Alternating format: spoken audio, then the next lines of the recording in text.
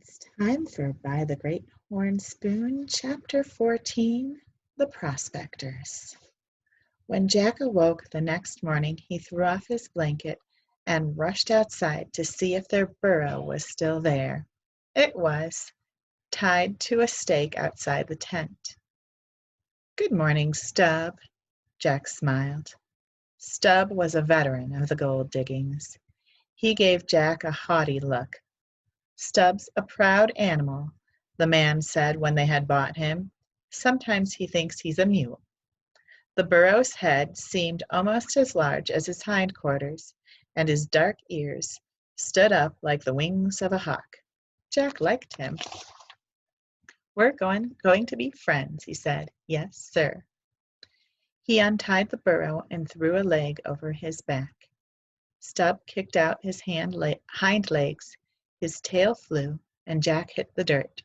The burro turned his thick neck and peered at Jack with disdain. Jack was so surprised he just sat there.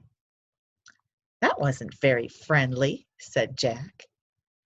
Pitchpine Billy, standing in the opening of his dusty tent, roared out laughing. "You heard what the man said, Jamocha Jack. He said that mountain canary thinks he's a mule." Jack brushed himself off. "All I wanted was to ride him." Pitchpine Billy pulled a red bandana out of his pocket and came over. "The mules in these hills is still half wild." He tied the handkerchief around Stub's eyes. "They don't take kindly to being pack animals. You blindfold 'em first, and they'll stand still." Praiseworthy came out of the tent and stretched and sat on a stump to watch. Daylight was filtering through the trees, and the morning had a fresh, piney smell. Jack walked around the burrow, sizing him up. Then he spit in his hands, threw a leg over Stub's back, and held on. "Ready?" said Pitchpine Billy. "Ready," said Jack. Pitchpine Billy pulled off the bandana. Jack braced himself. Stub stood for a moment as if trying to make up his mind whether to act like a mule or a burro. "Good boy, Stub," Jack said tentatively. The burro flagged his ears and seemed satisfied that he had been shown the proper respect. He gave a little kick just to get it out of his system and behaved himself. Jack walked him up and back until breakfast was ready and slipped to the ground. "We got ourselves a good burro," he called to Praiseworthy. Stub gave a kick as if in protest. "Mule, I mean," Jack corrected himself. After breakfast, they struck the tent, blindfolded Stub, and cinched the wooden pack saddle to his back. They loaded up their grub and supplies, slipped their pick and shovel through the pack ropes, and were ready to leave. Jimmy from town came over with Buffalo John, both still wearing their neckties from the night before. Pitchpine Billy gazed out from over the diggings. "Hingtown won't be the same with a lady in it." "Goodbye, gents," Praiseworthy said. "I've a good mind to leave with you," scowled Pitchpine Billy. Other miners came over, and it took 5 minutes to get their goodbyes said. "We'll be looking for you back come the middle of next month," said Buffalo John. "You and the mountain ox." "I'll be here," Praiseworthy said, taking the blindfold off of Stub's face. "Let's get going, partner." Praiseworthy picked up their new squirrel gun, and Jack took Stub's rope. The squirrel gun wasn't what Jack had in mind, like a 4-shooter, but it would do.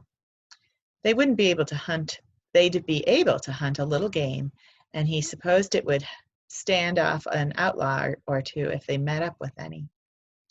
In jack boots and red shirts, they began walking upstream, and soon the farewell shots of their friends were lost in the trees. It was a fine morning to be going prospecting, but Jack found it hard to walk away from Pitchpine Billy and Jimmy from town and even Buffalo John. Still, coming back would be even harder. "Maybe the mountain ox isn't as big and terrible as they say he is," Jack murmured. "Worse, no doubt," said Praiseworthy. He sounded positively light-hearted. "Are you really going to come back and fight him?" I gave my word, didn't I? Bare knuckle? Absolutely. Praiseworthy was not pleased that he had won his name and reputation because he swung on a road agent with a weighted glove. Jack kept a grip on Stubbs' rope, and the animal followed with a clanging of drinking cups, coffee pot, gold pans, and empty tin cans. Jack had a sudden vision of his partner lying in the dust of the street, beaten and humiliated. Most of the miners are betting on the mountain ox, he muttered. Praiseworthy scratched through his whiskers. I know that, but I intend to beat him. With reading and writing? Exactly. Praiseworthy pushed the slouch hat back on his head. Miss Arabella once asked me to destroy a book she found in your grandfather's library. If I remember correctly, it was called The Gentleman's Book of Boxing, or The Fine Art of Fisticuffs Explained and Illustrated. She was afraid it might fall into your hands, I suppose. I don't mind telling you that I didn't destroy it. I read it. I devoured it. Fascinating. I believe I could recite whole pages to you. Now it stands to reason that the mountain ox has never read a book in his life. He's no doubt a mere brawler. Therefore, since I have outread him, I see no reason why I cannot outwit and outbox him. To be perfectly honest with you, I'm beginning to look forward to it. The two partners exchanged a glance and a smile and continued on their way. Jack put the mountain ox out of his mind. Do you want to carry our gun? Said Praiseworthy. I'd like to carry our gun, said Jack. He took it in the crook of his arm, while Praiseworthy led the burro and kept an eye out for rabbits, squirrels, savages, and outlaws.